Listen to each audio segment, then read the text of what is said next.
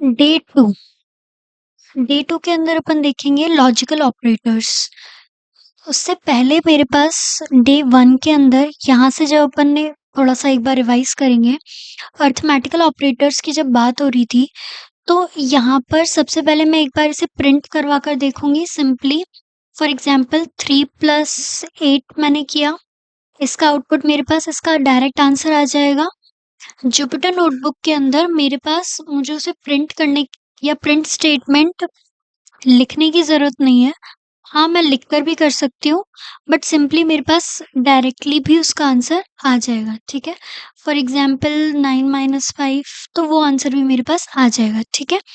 एक चीज़ बस मेरे पास ये थी यहाँ पर देखने की कि अगर मैं किसी भी स्ट्रिंग को मल्टीप्लाई करते हुए लिख रही हूँ, string in the sense for example मैंने लिखा यहाँ मनी और स्ट्रिंग के साथ मैंने मल्टीप्लाई किया फॉर एग्ज़ाम्पल 3, तो मेरे पास यहाँ मनी 3 बार लिखा हुआ आ जाएगा, ठीक है?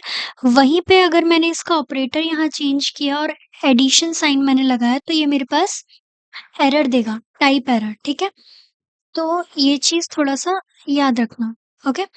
नेक्स्ट मेरे पास था कंपैरिज़न ऑपरेटर। कंपैरिज़न के अंदर क्या है, सिंपली मैं किन्हीं भी 2 नंबर्स को कंपेयर करके देख रही थी, ठीक है? कि वो कैसे पता चलेगा मुझे वो चीज़, ताकि कोई भी नंबर है कि वो छोटा है या बड़ा है, ये चेक करते हुए। तो ये मेरे पास ट्रू रिटर्न कर देगा कि हाँ, ये स्टेटमेंट मेरे पास ट्रू है। फॉर एग्ज़ाम्पल अगर मैंने इज़ इक्वल्स टू के लिए चेक किया, तो ये भी मेरे पास रिटर्न कर देगा। अगर मैंने कोई फ़ॉल्स वैल्यू लिखी है, तो फ़ॉल्स रिटर्न कर देगा, ऐसा कुछ नहीं है।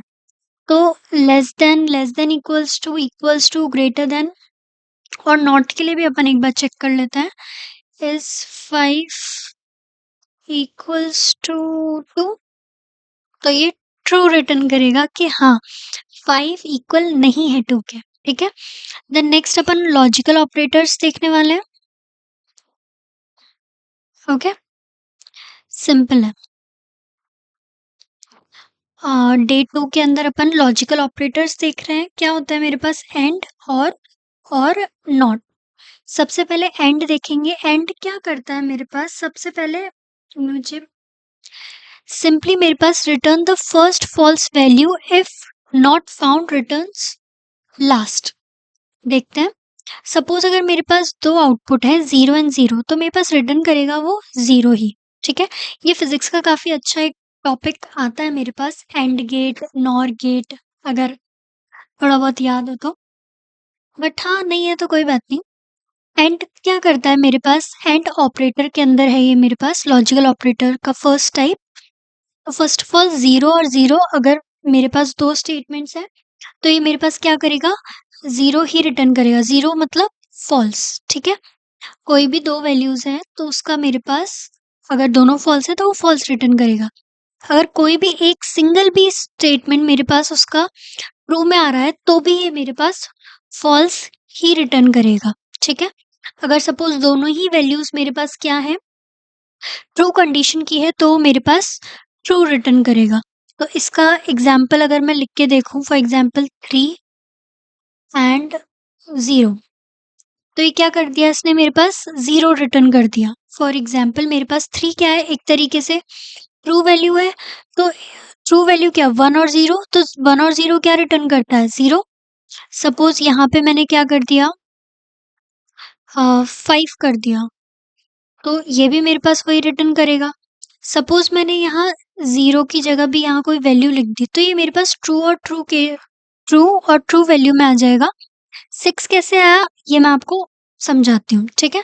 फॉर एग्ज़ाम्पल क्या था इसमें, फर्स्ट वैल्यू चेक करता है कि अगर वो फॉल्स है तो, और अगर नहीं है तो फिर वो लास्ट वाली रिटर्न करता है। फर्स्ट वैल्यू क्या थी मेरे पास, फर्स्ट वैल्यू फॉल्स ही थी। ट्रू मतलब मेरे पास क्या बता रहा है, 1 जो होता है वो ट्रू वैल्यू होती है, ठीक है? फर्स्ट वैल्यू अगर फॉल्स होती है तो। थोड़ा-सा कन्फ्यूज़न लगेगा, बट प्रैक्टिस से सब ईज़ी लगेगा। अभी के लिए टेबल याद रखो। सपोज़ मैंने यहाँ पे क्या कर दिया, 0 किया, तो इसने क्या कर दिया, फर्स्ट वैल्यू क्या थी मेरे पास, 0, जो कि एक फॉल्स वैल्यू है। Return the first false value, पहली फॉल्स वैल्यू रिटर्न करता है। If not found return last, ठीक है? अगर फर्स्ट वैल्यू मेरे पास फॉल्स नहीं होती, तो वो लास्ट वैल्यू रिटर्न करता है। ठीक है। देन नेक्स्ट मेरे पास क्या है, अभी के लिए आप ऐसे याद रख लो, एक भी वैल्यू अगर फॉल्स में आती है तो वो फॉल्स ही रिटर्न करता है, बाकी वो ट्रू ट्रू रिटर्न करता है। ठीक है। वैसा ही और के अंदर क्या होता है, बिल्कुल अपोजिट होता है उसका। ठीक है। कैसे, अगर मेरे पास सारी वैल्यूज फॉल्स में है तो वो फॉल्स ही रिटर्न करेगा, लेकिन अगर एक भी वैल्यू, सिंगल वैल्यू भी अगर मेरे पास ट्रू है तो वो ट्रू रिटर्न करेगा। फॉर एग्जाम्पल, इसका भी एक अपन एग्जाम्पल लेके देखते हैं। अपन ने क्या किया, सिंपली यहाँ पे अगर मैं टाइप करूं, अगर मैंने 0 और 0 ही मैंने चलो ले लिया, ठीक है। तो इसने क्या किया, मेरे पास 0 ही रिटर्न कर दिया। अगर मैंने यहाँ 1 लिया और 1 के साथ यहाँ पे 9 लिया, तो ये दोनों ही क्या है, मेरे पास एक तरीके से ट्रू वैल्यू है, और ट्रू वैल्यूज मेरे पास ट्रू ही रिटर्न करता है। ठीक है। सेकेंडली मेरे पास है नॉट। नॉट क्या करता है, मेरे पास उसकी अपोजिट वैल्यू शेयर करता है। जो भी मेरे पास अगर कोई भी वैल्यू फॉल्स में है तो वो फॉल्स रिटर्न करे, ट्रू रिटर्न करेगा। ट्रू में है तो वो फॉल्स रिटर्न करेगा, बिल्कुल उसका अपोजिट। ठीक है, जो भी ट्रू नहीं होता। ओके। देन नेक्स्ट मेरे पास क्या है, कुछ क्वेश्चंस हैं, ये आपको खुद से प्रैक्टिस करनी है।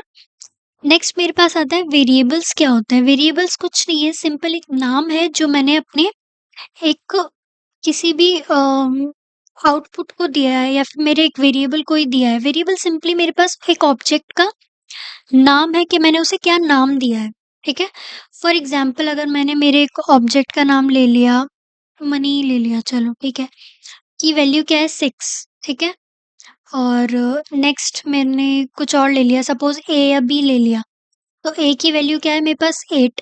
जैसे अपन मैथ्स के अंदर करते हैं ना, ए प्लस बी का होल स्क्वायर वाले फॉर्मूलेस के अंदर, आपको याद हो तो इन फॉर्मूले में अपन ए की वैल्यू असाइन करके रखते थे कि हाँ ए की वैल्यू ये है।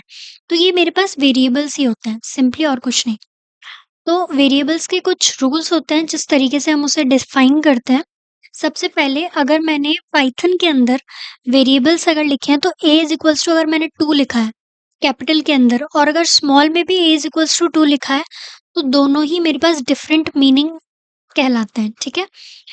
कैपिटल और स्मॉल लेटर्स का भी पाइथन के अंदर काफी इम्पैक्ट पड़ता है चीजों को लेके। ठीक है। तो ये बहुत ही केस सेंसिटिव लैंग्वेज है कि अगर आपने कोई भी कैपिटल लेटर या स्मॉल में लिखा है तो काफी ध्यान से उस वेरिएबल का नाम लिखिएगा। अगर आपने एक जगह उस वेरिएबल को कैपिटल ए से डिनोट कर दिया, तो आगे एंड तक आपको कैपिटल ही लेके चलना है। ठीक है। आप बीच में कोई भी सिंटेक्स एरर या फिर टाइप एरर नहीं कर सकते। ठीक है। नेक्स्ट है मेरे पास, आप उसके अंदर कौन सा सिंबल यूज में लेंगे।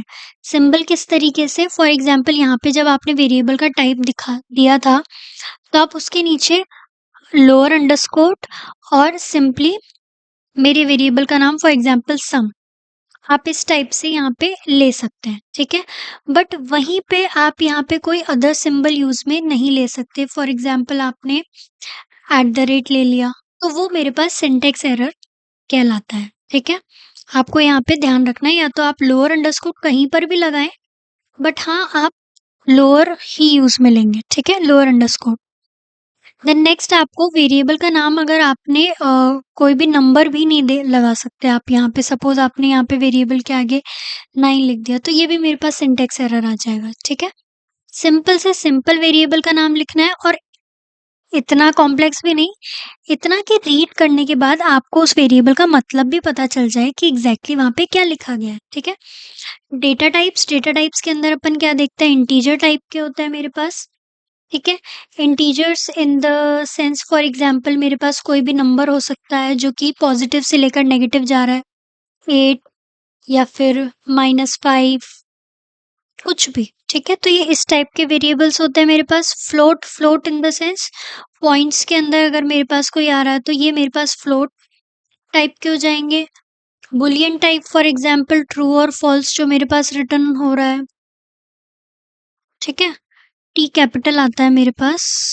ठीक है। ट्रू और फॉल्स टाइप की वैल्यू मेरे पास बुलियन के अंदर कहलाएगी। स्ट्रिंग के अंदर कोई भी मैं ब्रैकेट्स के अंदर, फॉर एग्जाम्पल समी मैंने लिख दिया, तो ये इस टाइप का मेरे पास वो क्या होती है, स्ट्रिंग टाइप डेटा टाइप होता है। ठीक है। थैंक्स।